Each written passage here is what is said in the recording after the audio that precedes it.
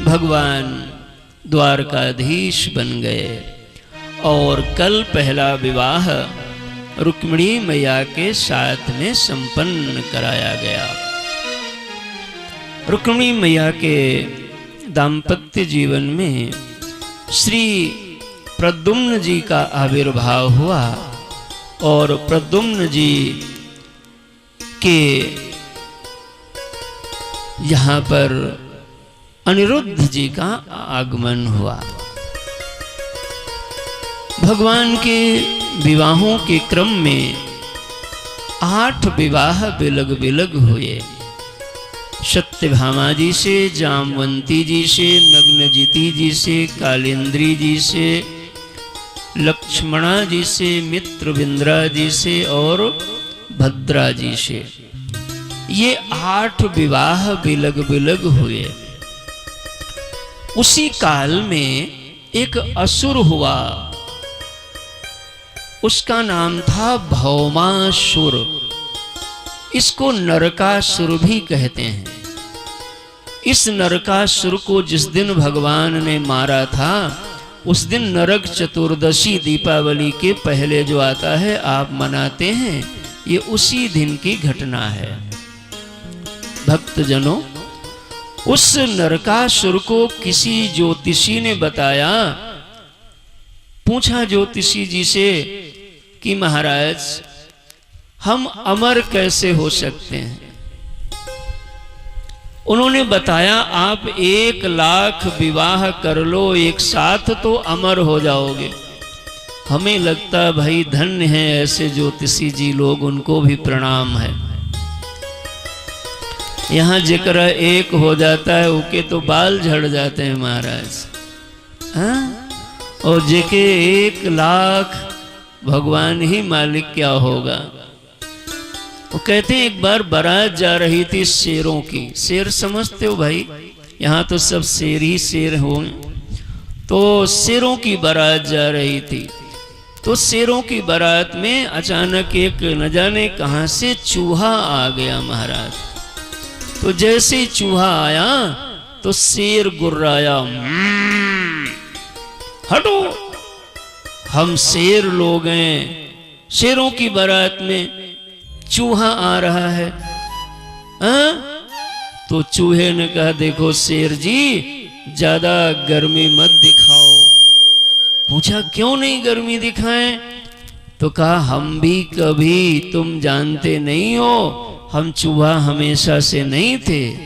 तो कहा फिर क्या था?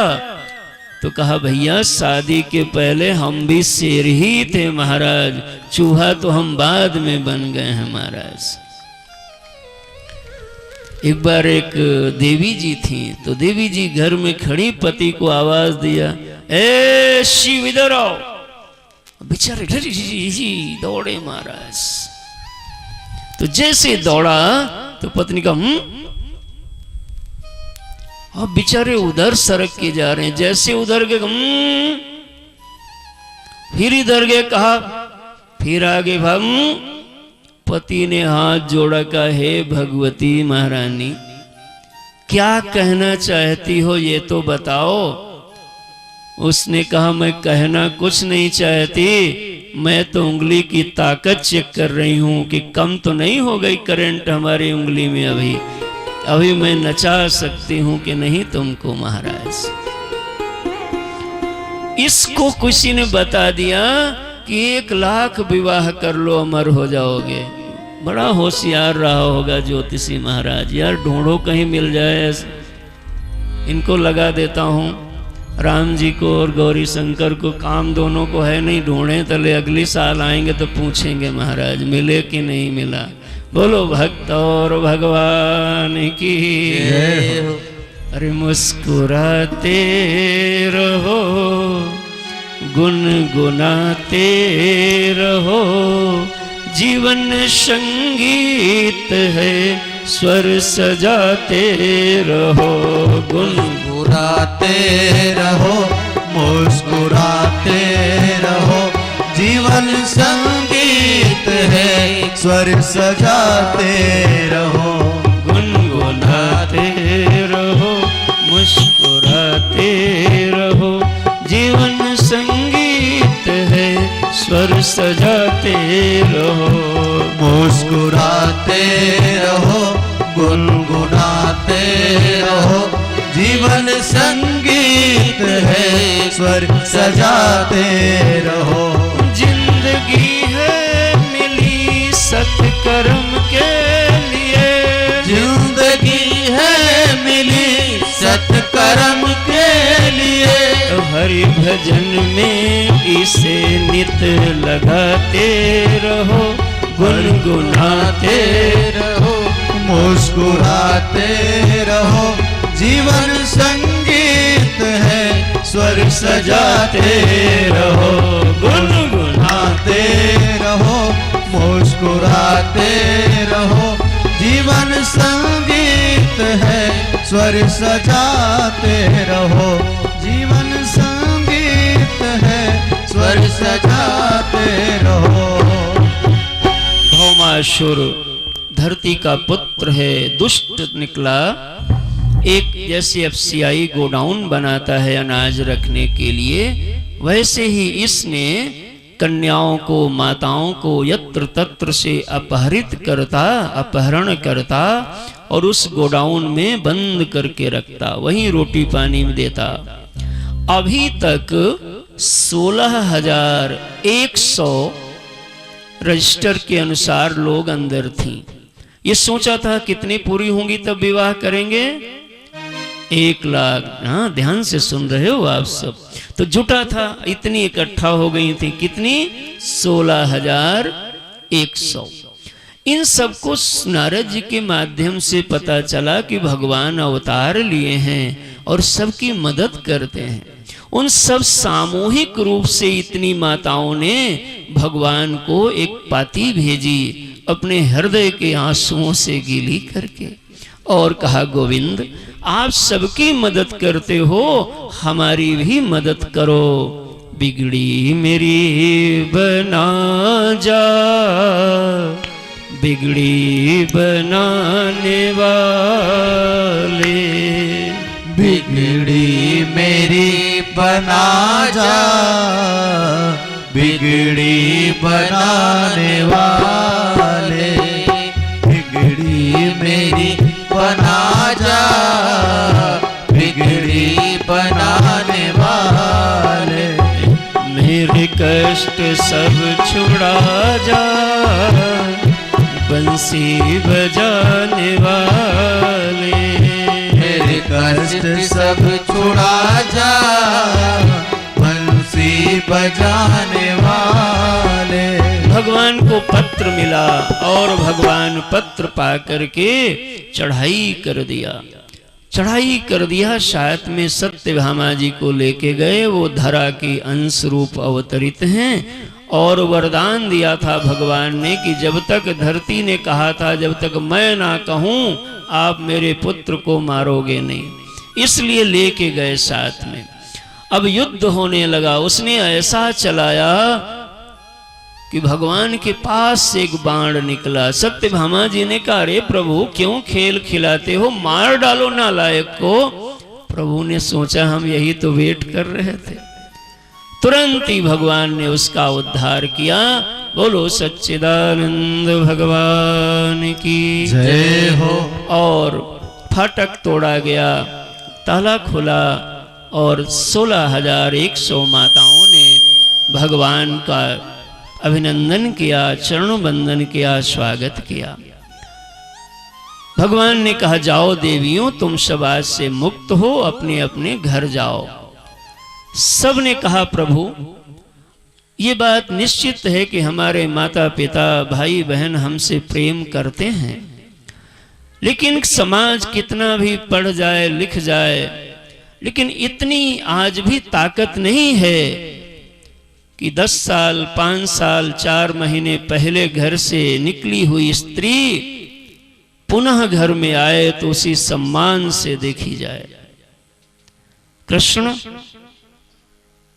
हम घर जाएंगे तो पता नहीं अब मेरे माई बाप हैं कि नहीं, क्योंकि कोई 4 साल पहले, कोई 3 साल पहले, कोई 2 साल पहले, कोई 10 महीने पहले, कोई 20 दिन पहले लाई गई, और यदि हमें घर के दरवाजे हमारे लिए खोल भी दिए गए तो हमें लगता नहीं कि दिल का दरवाजा खोला जाएगा।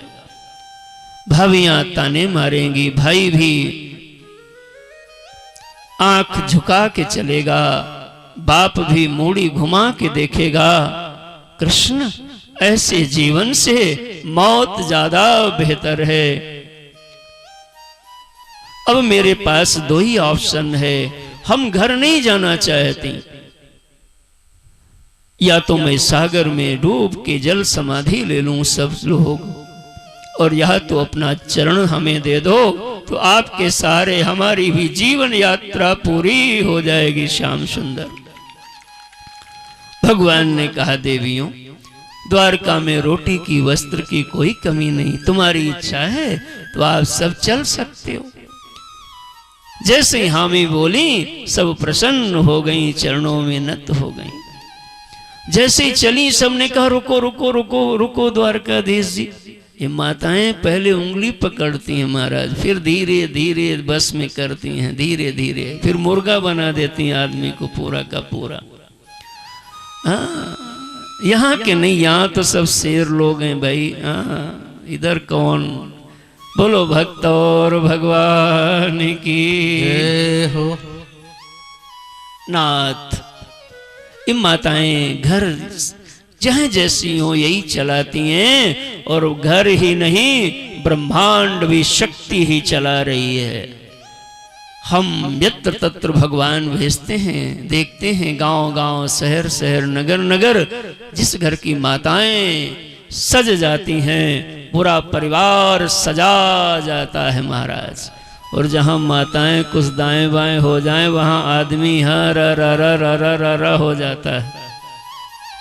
इसलिए मातृ शक्ति को हमेशा आदर देने की कोशिश करो। भगवान से कहा, सुनो सुनो कन्हई, एक और प्रश्न है। भगवान ने कहा, लो अभी विवाह हुआ नहीं और हुक्म पहले से चलाना चालू, पूछो क्या चाहती हो। कहा, प्रभु एक और रिवाज है। रिवाज ये है कि दो आदमी, दो लड़का कहीं भी रहें, कहीं भी आए जाएं, जल्दी कोई नहीं पूछता ये तुम्हारे क्या लगते हैं। लेकिन पुरुष के साथ कोई नारी आ जाए,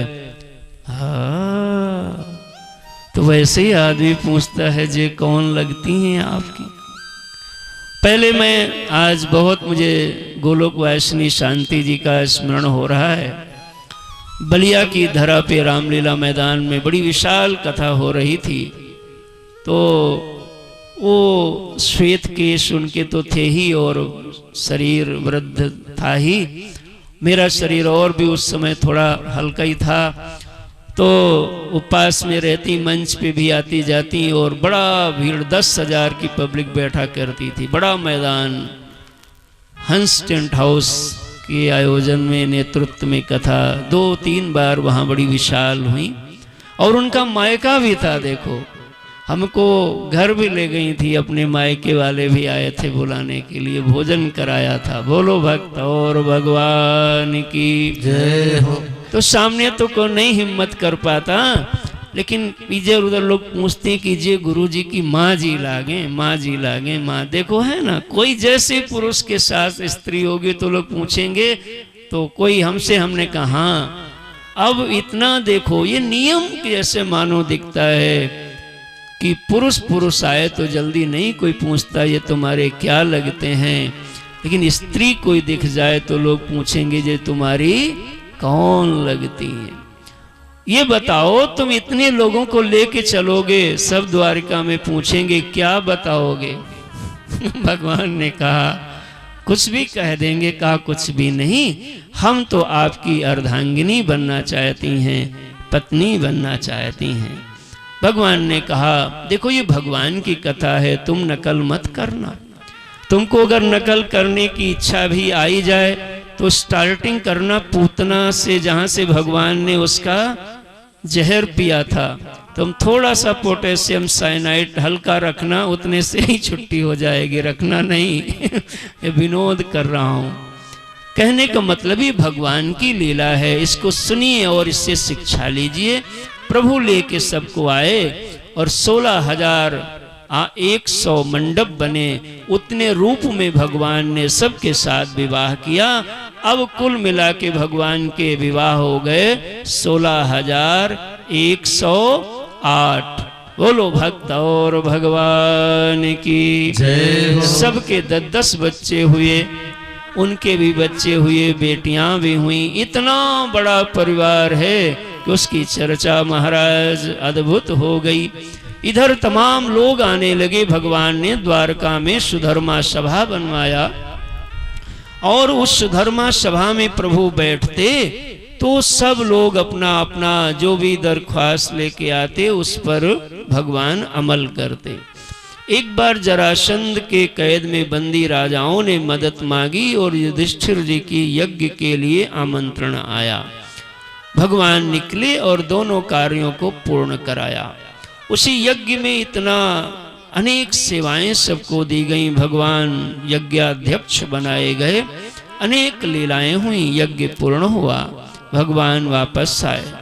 ऐसे अलग अलग क्रम चलता रहा और वहीं पर दुर्योधन के मन के अंदर और जलन पैदा हुई और कहीं न कहीं महाभारत की रचना का सूत्रपात बन गया। चीजें बिगड़ती गईं और महाराज उधर महाभारत की रचना हुई। अनेक विधर्मी युद्ध में सब समाप्त की ओर हो गए। इधर अन्य जो थे भगवान के अधर्म के कार्य में लगे, उनको प्रभु ने सबको लीला में कवलित किया। सुदामा जी की एक दिन याद आई। सुदामा जी भगवान के यहाँ पधारे, उनका भी जीवन धन्य कराया। सुदामा माने सुंदर जीव ही सुदामा है और सुंदर बुद्धि ही सुशीला है। ये भगवान के पास चला जाए एक बार तो भगवान के जैसे ये भी राजा महाराज महल इसका बन जाता है। यह भगवान की लीला है, करुणा है। धीरे धीरे क्रम चला। अब भगवान के परिवार में ही भगवान की बात लोग नहीं मानते। इतना बड़ा परिवार हो गया। भगवान ने अपने परिवार में कुछ शिक्षाएं दिया।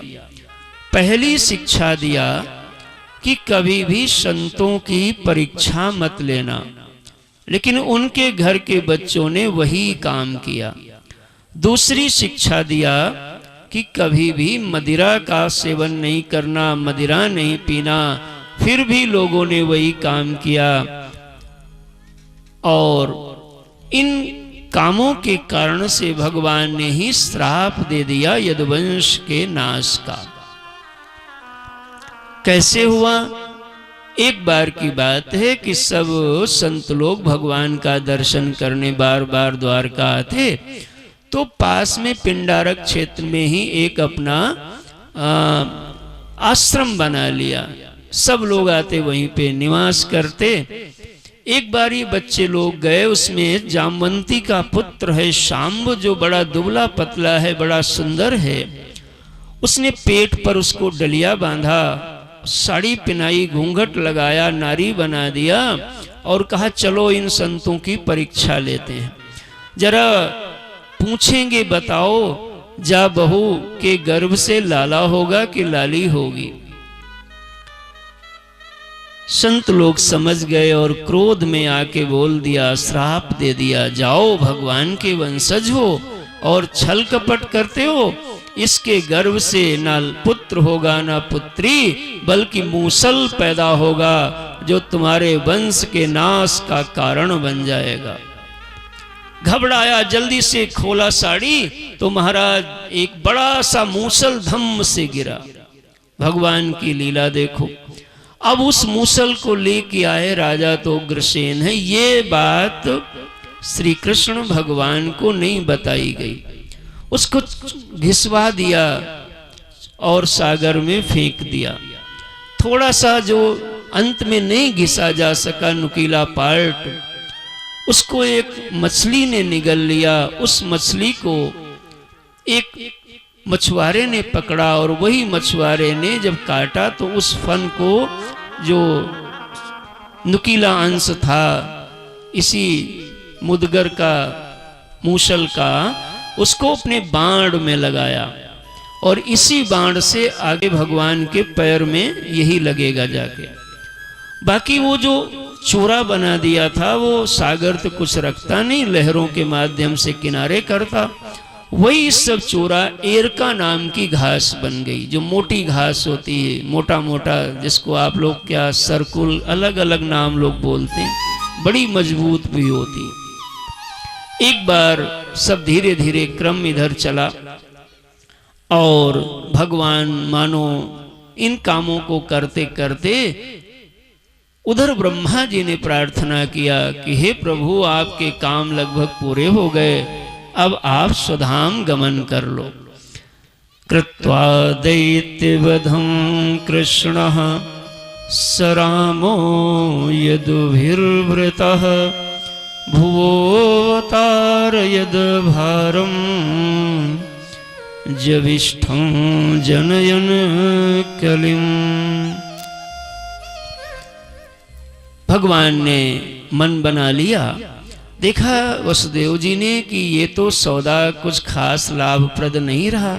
मैंने इतना तप किया, भगवान लाला बने, वो भी अब जाने वाले, मैं तो ज्यों का त्यों रह गया। तब भगवान ने नारद जी को बुलाया और नारद जी से तत्व का ज्ञान कराया। नारद जी ने नव योगेश्वरों का राजा निमि के संवाद को सुना करके उनके जीवन को पूर्ण कर दिया। बोलो नारद जी महाराज की जय हो। यह प्रसंग ऐसे प्रसंग हैं कि इन पर खूब अच्छे से मनन हो, तब जाकर के जीवन में रस निकलता है। एक दिन भगवान बैठे थे, उद्धव जी ने देख लिया तो जो निकट रहता है वो मन की बात को समझने लगता है। उद्धव जी समझ गए कि भगवान अब जाना चाहते हैं। चरणों में निवेदन किया, प्रभु आप चले जाओगे तो हम सब लोगों को कौन सिखाएगा। भगवान ने कहा, देखो जिसके पास विवेक होगा वो कहीं से भी ज्ञान ले लेगा, और जिसके पास विवेक नहीं होगा उसको लाख समझाओ तब भी नहीं समझेगा। मूर्ख हृदय न चेत, जो गुरु मिले हैं विरंच शम। इसलिए तुम फिक्र मत करो। उनके कहने पर भागवत धर्म का बड़ा गहन गंभीर उपदेश है इस एकादश स्कंद में, उसको भगवान ने प्रदान किया।